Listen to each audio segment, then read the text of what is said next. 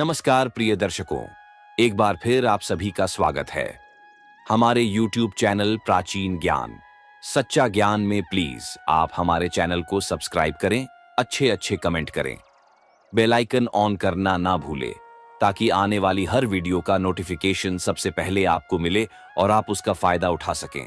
दोस्तों, Kolkata doctor case को लेकर सीबीआई के हाथ इस वक्त सबसे बड़ा गवाह लग चुका है और इस गवाह के सामने आने के साथ ही सीबीआई का दिमाग भी पूरी तरह से चकरा गया है। सीबीआई को इस पूरी दरिंदगी का वीडियो मिलने के साथ इस मामले का चश्मदीद गवाह सीबीआई के हाथ लग चुका है, जिसने इस पूरे मामले को आंखों से देखा, बताते हुए एक एक कर सभी चीजों से पर्दा उठा दिया है।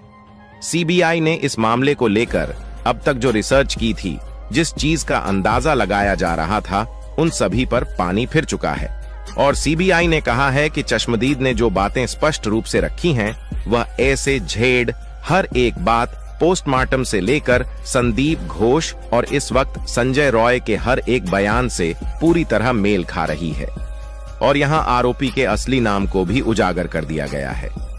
इस चश्मदीद गवाह ने हर एक बात को लेकर स्पष्ट पर्दा उठाया है।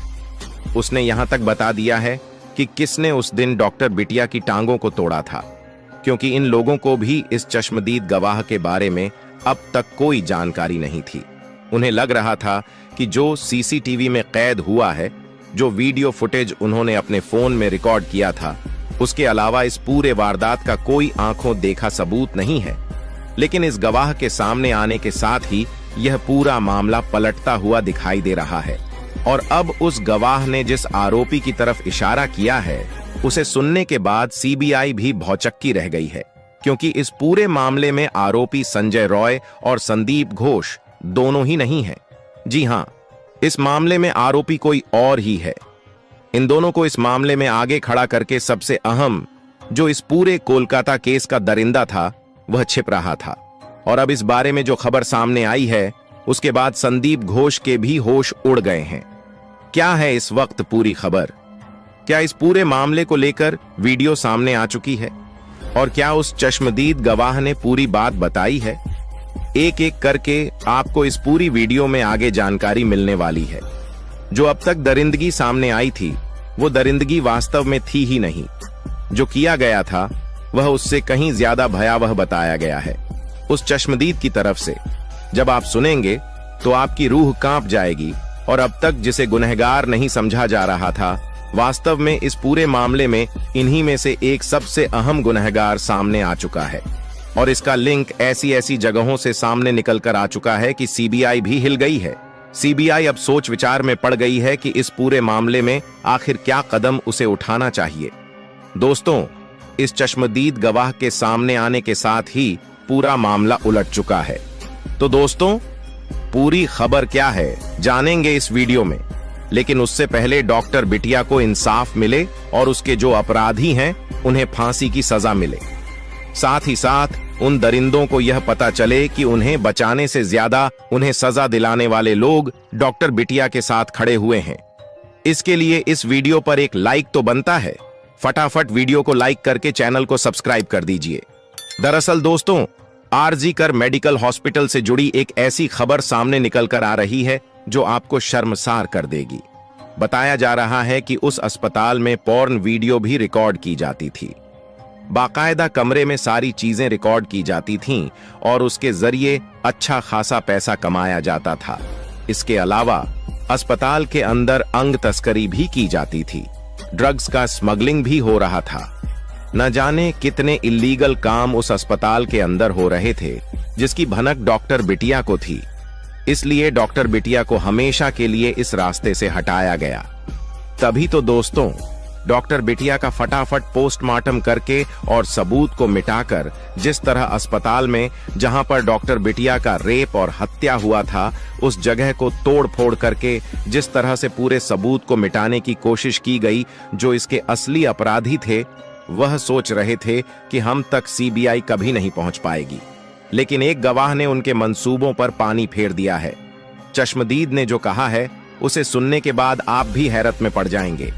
संदीप घोष और संजय रॉय वो नुमाइंदे हैं जिन्हें करोड़ों रुपए की लालच देकर झूठ बुलवाया जा रहा था, और वह लगातार इस मामले को दूसरी दिशा दे रहे थे।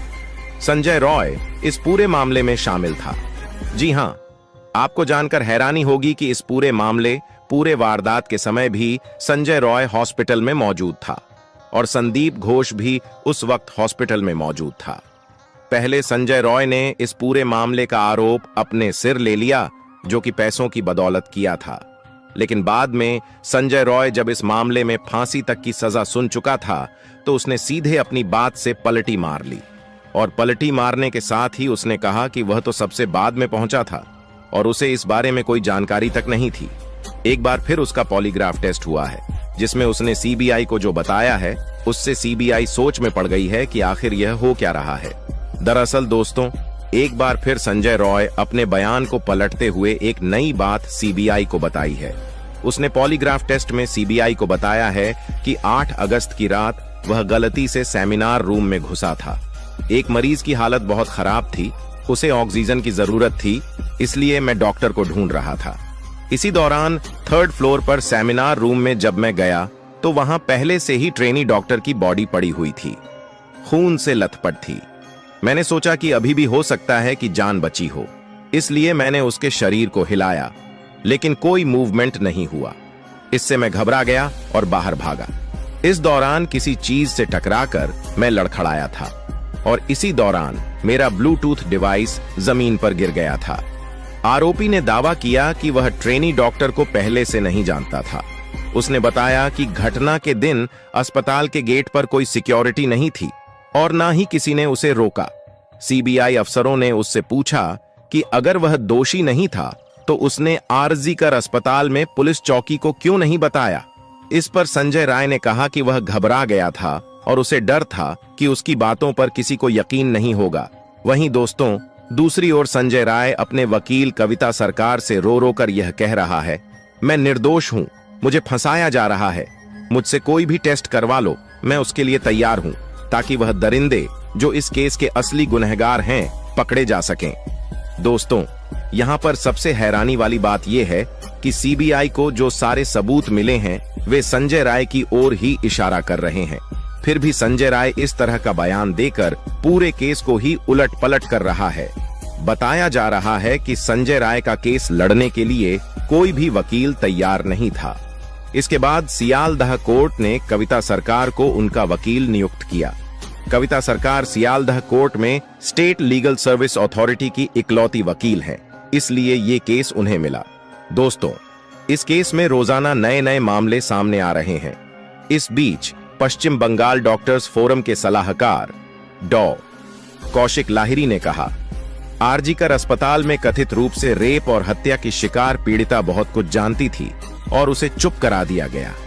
उसने हमेशा यह बताने की कोशिश की कि वह किससे जूझ रही थी, वह अकेली नहीं थी। कई युवा और वरिष्ठ डॉक्टर इसी तरह के अपराधों से पीड़ित हैं, जिनमें से ज्यादातर को चुप करा दिया जाता है। यह चुप्पी भी हिंसा है। इस लड़की ने अपनी चुप्पी तोड़ने की कोशिश की, इसलिए उसके साथ रेप और हत्या करके इस मामले को और दिशा दे दी गई। दोस्तों, अब जान लेते हैं कि वह गवाह कौन है और उसने क्या बताया है। दरअसल दोस्तों, उस गवाह के बारे में कोई खुलासा नहीं किया गया है, उसे गोपनीय रखा गया है, क्योंकि उस गवाह को भी खतरा हो सकता है। जो डॉक्टर बिटिया के दरिंदे अब भी खुला घूम रहे हैं, वे उस पर हमला कर सकते हैं। लेकिन उसने जो कुछ बताया वह मैं आपको बता देता हूं। उसने बताया कि डॉक्टर बिटिया के रेप और हत्या में कुल 6 लोग थे। उनमें से एक डॉक्टर बिटिया को जोर जोर से पीट रहा था। डॉक्टर बिटिया चिल्ला रही थी। उनमें से एक ने डॉक्टर बिटिया के मुंह पर घूंसा मारा, जिससे उसका चश्मा टूट गया था। एक ने डॉक्टर बिटिया की टांगें चीरी। उनमें से एक ने मुंह को कसकर पकड़ा हुआ था ताकि वह चिल्ला ना पाए। आगे उस गवाह ने बताया कि मैं पूरी तरह से डर गया था। मैं अलमारी के पीछे छिपा रहा। मैंने अपने सिर को उठाकर झांकने की कोशिश नहीं की, इसलिए मैं दरिंदों का चेहरा सही से नहीं देख पाया, लेकिन पैरों को मैं नीचे से देख रहा था। वहां पर 6 पैर मुझे दिखाई दे रहे थे, इसलिए मैं कह सकता हूं कि डॉक्टर बिटिया के रेप और हत्या में 6 लोग शामिल थे। उनमें से एक कह रहा था कि कुछ नहीं होगा, मेरी पहुंच बहुत ऊपर तक है। तो दोस्तों, इससे यही साबित होता है कि डॉक्टर बिटिया के केस में कोई मामूली आदमी नहीं, बल्कि बहुत बड़े बड़े आदमी शामिल हो सकते हैं। लेकिन इस गवाह ने जब सीबीआई को बताया तो सीबीआई और उलझ चुकी है। इसलिए सीबीआई एआईएम्स की मदद ले रही है ताकि जल्द से जल्द जो इसके असली गुनहगार हैं वह पकड़े जा सकें। दोस्तों, डॉक्टर बिटिया के जो कातिल हैं उन्हें कौन सी सजा मिलनी चाहिए, उसके लिए कमेंट्स बॉक्स में जरूर बताइएगा। और दोस्तों, वीडियो को लाइक करके चैनल को सब्सक्राइब जरूर कर दीजिएगा। जय हिंद, जय भारत।